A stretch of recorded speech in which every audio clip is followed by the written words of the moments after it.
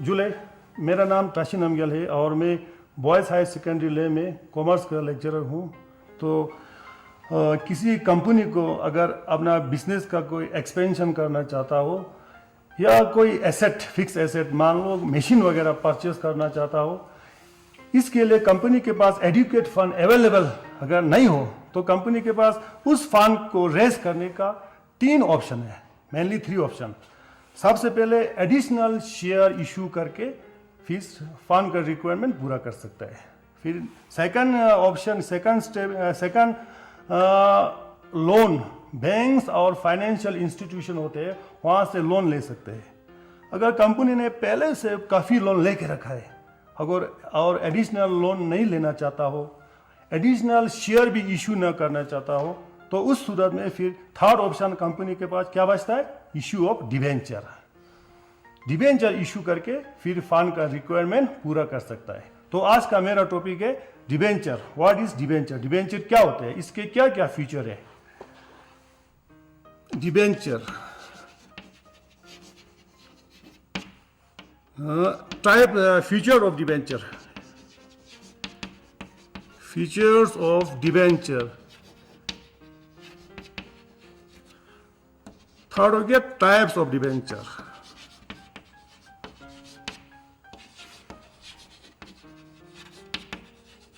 तो सबसे पहले हम डिबेंचर क्या होता है इसका हम कॉन्सेप्ट समझेंगे। बेसिकली डिबेंचर एक लैटिन वर्ड है,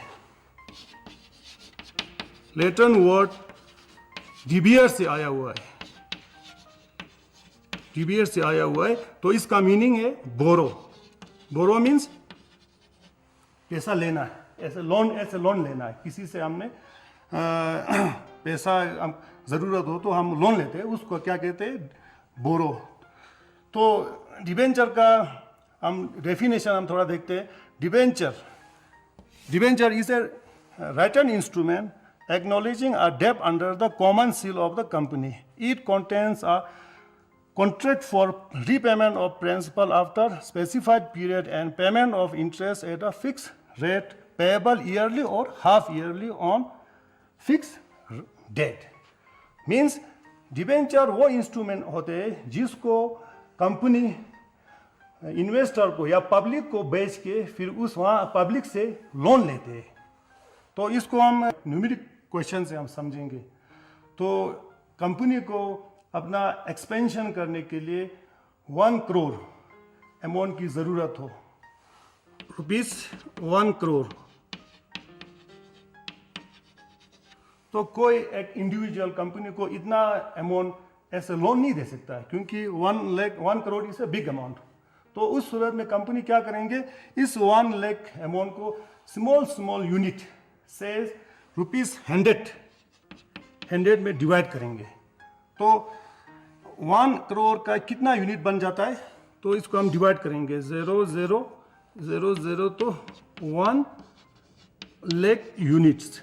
तो 1 यूनिट का एक डिबेंचर बन गया। तो 1 करोड़ में से 1 लाख डिबेंचर आ गया। तो इस डिबेंचर को, इस यूनिट को फिर ब्रोकर के थ्रू कंपनी मार्केट में जाके फिर पब्लिक को इसको बेचेंगे। इसको बेचने के लिए ब्रोकर की ज़रूरत होता है। अब बिना ब्रोकर का ये डिबेंचर बेच नहीं सकता है। तो जो इंडिविजुअल, जो पर्सन कंपनी के डिबेंचर में इन्वेस्ट करता है, उसको परचेस करता है, उसको लेता है, उसको हम क्या बोलते हैं, डिबेंचर होल्डर। तो डिबेंचर होल्डर को अपने इन्वेस्टमेंट पर फ़ायदा क्या है, इतना पैसा डिबेंचर में इन्वेस्ट करने के बाद क्या मिलता है। तो कंपनी की तरफ से डिबेंचर होल्डर को फिक्स रेट ऑफ इंटरेस्ट जो 10% या 12% ये ईयरली बेसिस या हाफ ईयरली बेसिस ये वर्क करते हैं। ये इंटरेस्ट डिबेंचर के ऊपर रिटर्न हम बोल सकते हैं इसको। और साथ ही साथ कंपनी को डिबेंचर होल्डर का पूरा अमाउंट एक निश्चित टाइम के बाद वापस करना होता है। उसको हम क्या बोलते हैं, रीपेमेंट ऑफ प्रिंसिपल। तो रीपेमेंट ऑफ प्रिंसिपल भी इसका एक तरह का फीचर होता है। और डिबेंचर होल्डर को वोटिंग राइट अवेलेबल नहीं होता है। कंपनी का अगर बोर्ड ऑफ डायरेक्टर का कोई सिलेक्शन करना हो तो उस सिलेक्शन प्रोसेस में डिबेंचर होल्डर पार्ट नहीं ले सकते, वो वोट नहीं कर सकते। इक्विटी शेयर होल्डर उस प्रोसेस में, उस सिलेक्शन प्रोसेस में पार्ट ले सकते हैं, मगर डिबेंचर होल्डर नहीं ले सकता है। और डिबेंचर होल्डर प्योरली एक कंपनी का क्रेडिटर होता है, लोन देने वाला। Debenture holder are not owner of the company. Equity share holder are owner of the company, but debenture holder are merely a creditor of the company. तो हमारा next topic है types of debenture. Debenture के कितने types है, इसके कितने प्रकार है। तो first of all, on the basis of security there are two types of debenture. The first one is secured debenture and the second is unsecured debenture. तो जब कंपनी इस डिबेंचर को इशू करते हैं तो कंपनी की तरफ से डिबेंचर होल्डर को या इन्वेस्टर को एक एसेट गारंटी के तौर पर देते हैं। इन केस फ्यूचर में अगर कंपनी उस डिबेंचर का रीपेमेंट नहीं कर सका तो उस सूरत में फिर डिबेंचर होल्डर उस कंपनी के एसेट को बेच के अपना डिबेंचर का रीपेमेंट ले सकते हैं। उसके बाद अनसिक्योर्ड डिबेंचर। तो अनसिक्योर्ड डिबेंचर पर कंपनी की तरफ से कोई एसेट गारंटी के तौर पर ऐसे या मॉर्गेज वगैरह नहीं देते हैं। तो नेक्स्ट आपका on the basis of convertibility, there are two types of debenture. The first one is convertible debenture and the second is non convertible debenture. तो convertible debenture वो होते हैं जो एक निश्चित टाइम के बाद उसको हम शेयर में या न्यू डिबेंचर में हम उसको कन्वर्ट कर सकते हैं, मगर नॉन कन्वर्टिबल डिबेंचर इसको हम शेयर या न्यू डिबेंचर में हम इसको कन्वर्ट नहीं कर सकते, इसको हम चेंज नहीं कर सकते। तो third, on the basis of tenure there are two type of debenture. The first one is redeemable debenture and the second is irredeemable debenture. Redeemable debenture वो डिबेंचर होता है जो एक निश्चित टाइम के बाद, एक स्पेसिफिक टाइम के बाद उसका रीपेमेंट करना ज़रूरी है। कंपनी को इस डिबेंचर का अमाउंट डिबेंचर होल्डर को या इन्वेस्टर को वापस करना होता है। According to section 71 of Company Act 2013, maximum redeemable period should be 10 year. Redeemable period 10 साल का होता है मैक्सिमम, उससे ऊपर नहीं जा सकता है, ये अलाउड नहीं है। उसके बाद इरिडीमेबल डिबेंचर। ये debenture during the life time of business ये इसका रिडीम्शन नहीं होता है, कंपनी की तरफ से इसका रीपेमेंट वगैरह नहीं करता है। इन केस कंपनी बंद हो जाएगा, वाइंड अप हो जाएगा, फिर उस सूरत में फिर इसका रीपेमेंट होता है। तो इसके बाद coupon rate, there on the basis of coupon rate there are specific coupon rate debenture and zero coupon rate debenture. तो स्पेसिफिक कूपन रेट डिबेंचर पर कंपनी की तरफ से एक स्पेसिफिक रेट ऑफ इंटरेस्ट पे करते हैं जो ईयरली या हाफ ईयरली के बेसिस पर होते हैं। और जेरो कूपन रेट डिबेंचर, इस पर कंपनी की तरफ से कोई इंटरेस्ट वगैरह पे नहीं करते हैं। तो इन्वेस्टर को इस डिबेंचर को परचेस करने का क्या फ़ायदा है, इसमें क्या बेनिफिट है, इसको हम ऐसे समझेंगे। अगर इसमें क्या होता है, कंपनी इस डिबेंचर को इशू करेंगे, इसका अगर फेस वैल्यू अगर 100 होगा, ₹100 होगा, तो कंपनी इस डिबेंचर को 90 रुपीज़ पर सेल करेंगे। तो इसका डिफरेंस ₹10 वगैरह, ₹10 ये एक तरह का रिटर्न जो डिबेंचर पर मिलता है वो यही होता है, और इसके ऊपर कोई इंटरेस्ट वगैरह कंपनी पे नहीं करते है। तो लास्ट में on the basis of registration, registered debenture और बियरर डिबेंचर, ये दो प्रकार के डिबेंचर होते हैं। तो रजिस्टर्ड डिबेंचर, जब इस डिबेंचर को कंपनी इशू करते हैं तो जिस पर्सन को, जिस इंडिविजुअल को ये डिबेंचर इशू कर रहा है उसका नाम, उसका एड्रेस वगैरह कंपनी के रजिस्टर में रिकॉर्ड होता है। इन केस डिबेंचर होल्डर इस डिबेंचर को थर्ड पर्सन को ट्रांसफ़र करना चाहता हो तो सबसे पहले कंपनी के बोर्ड ऑफ डायरेक्टर से परमिशन लेना होता है। विदाउट परमिशन इस डिबेंचर को हम ट्रांसफ़र नहीं कर सकते, बेच नहीं सकते। और सेकंड बियरर डिबेंचर, ये फ्रीली ट्रांसफरेबल डिबेंचर होता है। इस डिबेंचर को इशू करते समय कंपनी डिबेंचर होल्डर का कोई एड्रेस वगैरह नाम वगैरह नहीं रिकॉर्ड नहीं रखते हैं। ये प्योरली ट्रांसफरेबल, हम किसी को ये बेच सकते हैं, कभी भी बेच सकता है। नेक्स्ट टॉपिक हमारा है issue of debenture for cash. जब कैश के ऊपर कंपनी डिबेंचर इशू करते हैं तो इसमें कौन कौन से मोड होते हैं। तो इसका first way of issue of debenture हो गया पार मोड पे इशू करते हैं, नेक्स्ट डिस्काउंट मोड पे, और थर्ड प्रीमियम मोड पे। तो सबसे पहले हम ये पार मोड क्या होते हैं इसको हम समझते हैं। तो इसमें क्या होता है, सबसे पहले अगर हम मान लो डिबेंचर का फेस वैल्यू ₹100 मान के चलो, तो इस डिबेंचर को कंपनी ₹100 पर सेल करेंगे। तो इसका इशू प्राइस भी क्या होगा, इशू प्राइस ये भी ₹100 होगा। तो इसको बोलते हैं इशू एट पार। तो कंपनी इस प्राइस को इन्वेस्टर से 2 इंस्टॉलमेंट में रिसीव करेंगे। The first instalment is application money और the second one is allotment money.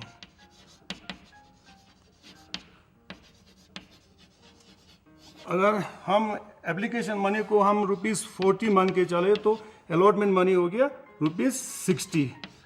तो इसका जब ये ट्रांजैक्शन होता है तो फिर इसका जर्नल एंट्री कैसे बनाते हैं, हम जर्नल बुक में इसको हम कैसे रिकॉर्ड करते हैं, इसको हम देखेंगे।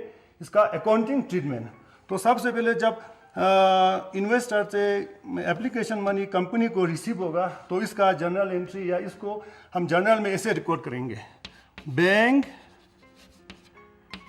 Account debit ₹40 to debenture application account. तो बैंक अकाउंट 40 रुपीज़ से डेबिट होगा और डिबेंचर एप्लीकेशन अकाउंट 40 से क्रेडिट होगा। नेक्स्ट हम क्या करेंगे, डिबेंचर एप्लीकेशन अकाउंट को डिबेंचर अकाउंट में हम ट्रांसफर करेंगे at the time of allotment of debenture. तो इसका जनरल एंट्री होगा debenture application account debit ₹40 to debenture account ₹40। ये हो गया आपका फर्स्ट, ये हो गया आपका सेकंड। उसके बाद जब अलॉटमेंट मनी ड्यू होगा तो उस केस में फिर इसका जनरल एंट्री बनेगा डिबेंचर अलॉटमेंट अकाउंट, ये डेबिट हो जाएगा ₹60 से, और डिबेंचर अकाउंट ये 60 से क्रेडिट होगा। ये हो गया आपका थर्ड एंट्री। उसके बाद लास्ट एंट्री, फोर्थ एंट्री, जब इन्वेस्टर से अलॉटमेंट मनी रिसीव होगा तो उसका जनरल एंट्री होगा bank account debit to debenture allotment account, ये 60 से डेबिट और क्रेडिट होगा। ये हो गया जब पार पे डिबेंचर इशू होता है उसका अकाउंटिंग ट्रीटमेंट ऐसे होता है। इसके बाद हम नेक्स्ट डिस्काउंट पे जाते हैं। जब डिस्काउंट पे डिबेंचर इशू होता है तो इसका अकाउंटिंग ट्रीटमेंट वगैरह कैसे बनाते हैं अब उसको हम समझेंगे। तो इसमें क्या होता है, जब कंपनी डिस्काउंट पे डिबेंचर इशू करते हैं तो इशू प्राइस फेस वैल्यू से कम होता है। अगर जिसका डिबेंचर का फेस वैल्यू ₹100 हम मान के चले तो इसका इशू प्राइस होगा, इशू प्राइस ₹90 या 95 होते हैं। तो इसमें कंपनी ने इन्वेस्टर को मोटिवेट करने के लिए ₹10 का ₹10 का डिस्काउंट दिया हुआ है। तो जब कंपनी डिस्काउंट पे डिबेंचर इशू करते हैं तो फिर हम कंपनी के बुक्स में या जर्नल में हम इसको कैसे रिकॉर्ड करते हैं हम देखेंगे। तो कंपनी ₹90 पे डिस्काउंट डिबेंचर इशू कर रहा है, तो इसमें से कंपनी ने एप्लीकेशन के समय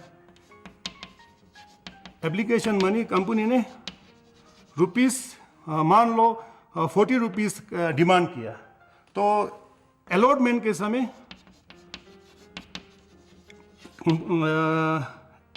के समय फिर अलॉटमेंट मनी कितना हो गया रुपीस 50, क्योंकि 40 + 50 90, क्योंकि 10 रुपीस डिस्काउंट दे रहा है।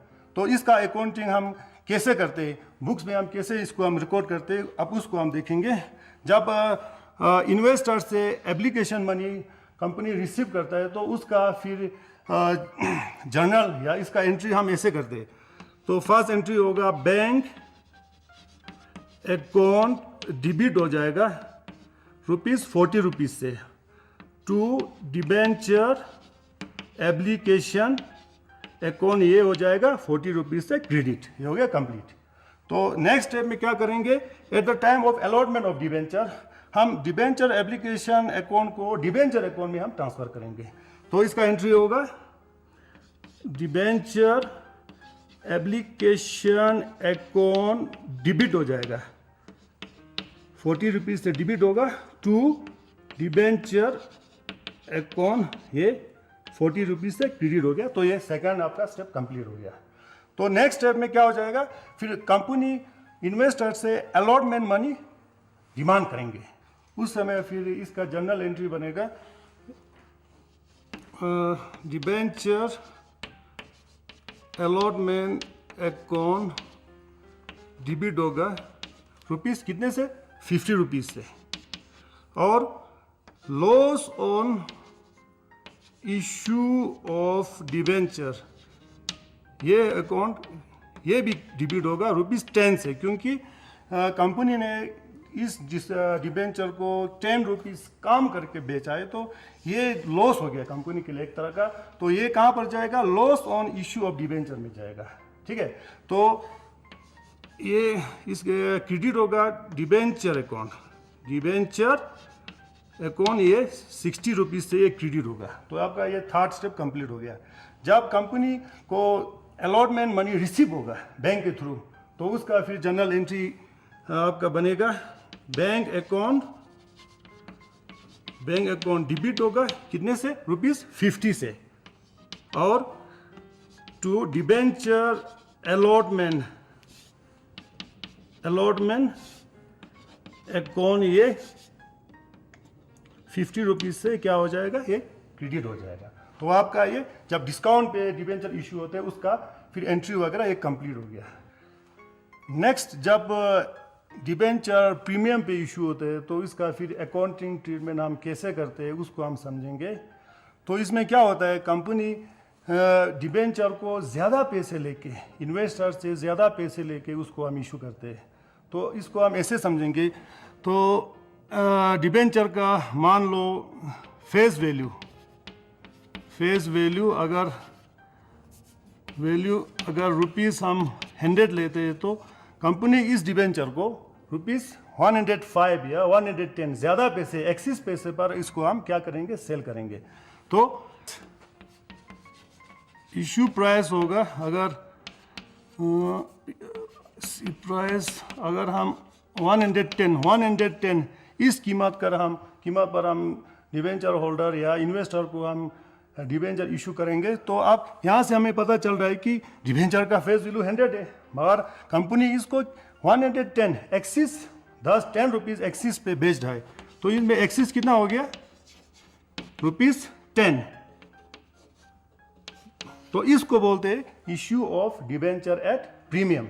जब कंपनी इस तरह डिबेंचर इशू करते हैं तो फिर इसका अकाउंटिंग ट्रीटमेंट या इस ट्रांजैक्शन को हम जर्नल में हम कैसे हम रिकॉर्ड करेंगे उसको हम देखेंगे। तो इसके लिए हम क्या करेंगे, इन्वेस्टर से इस इशू प्राइस को 2 इंस्टॉलमेंट में हम लेंगे, 2 इंस्टॉलमेंट में। तो पहले इंस्टॉलमेंट को क्या बोलेंगे हम, एप्लीकेशन मनी, इसको हम एप्लीकेशन मनी मान लो ये हो गया 40 रुपीज़, और अलॉटमेंट मनी ये हो गया 70 रुपीज़, 70 + 40 110। ठीक है, तो अब इस ट्रांजैक्शन को हम आप जर्नल में हम रिकॉर्ड करेंगे, उसमें हम इसको हम रिकॉर्ड एंट्री करेंगे। तो इसका जब एप्लीकेशन मनी जब इन्वेस्टर से रिसीव होगा तो उसका एंट्री हम जर्नल में ऐसे करेंगे, बैंक अकाउंट ये डिबिट हो जाएगा कितने से, 40 रुपीज़ से, और डिबेंचर एप्लीकेशन अकाउंट ये 40 रुपीज़ से क्या हो जाएगा, क्रेडिट हो जाएगा। डिबिट और क्रेडिट दोनों बराबर होना चाहिए, मैच करना चाहिए। उसके बाद जब debenture eight the time of allotment of debenture, उस समय हम क्या करेंगे, डिबेंचर एप्लीकेशन अकाउंट को हम डिबेंचर अकाउंट में हम ट्रांसफ़र करेंगे। तो इसको हम ऐसे रिकॉर्ड करेंगे, डिबेंचर एप्लीकेशन अकाउंट ये डिबिट हो जाएगा ₹40 से, और डिबेंचर अकाउंट ये भी ₹40 से क्या हो जाएगा, क्रेडिट हो जाएगा। तो ये हो गया आपका सेकंड स्टेप कंप्लीट। उसके बाद हम जब अलॉटमेंट के टाइम पर हम फिर अकाउंटिंग ट्रीटमेंट इसको हम कैसे एंट्री करते हैं उसको हम समझेंगे।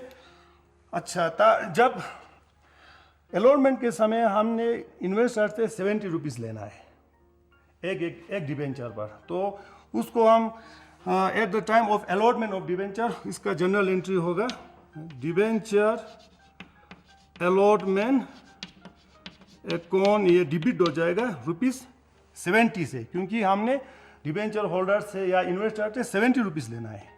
ठीक है, तो ये हो गया 70, मगर डिबेंचर अकाउंट में हमने पहले डिबेंचर होल्डर से हमने 40 रुपीज़ लिया हुआ है, तो हम डिबेंचर अकाउंट में हम 40 + 60 जाएगा, कितना जाएगा, 60 रुपीज़ जाएगा, क्योंकि डिबेंचर का वैल्यू 100 रुपीज़ हो तो डिबेंचर अकाउंट में 100 रुपीज़ जाएगा, इससे कम भी नहीं जाएगा, इससे ज़्यादा भी नहीं जाएगा।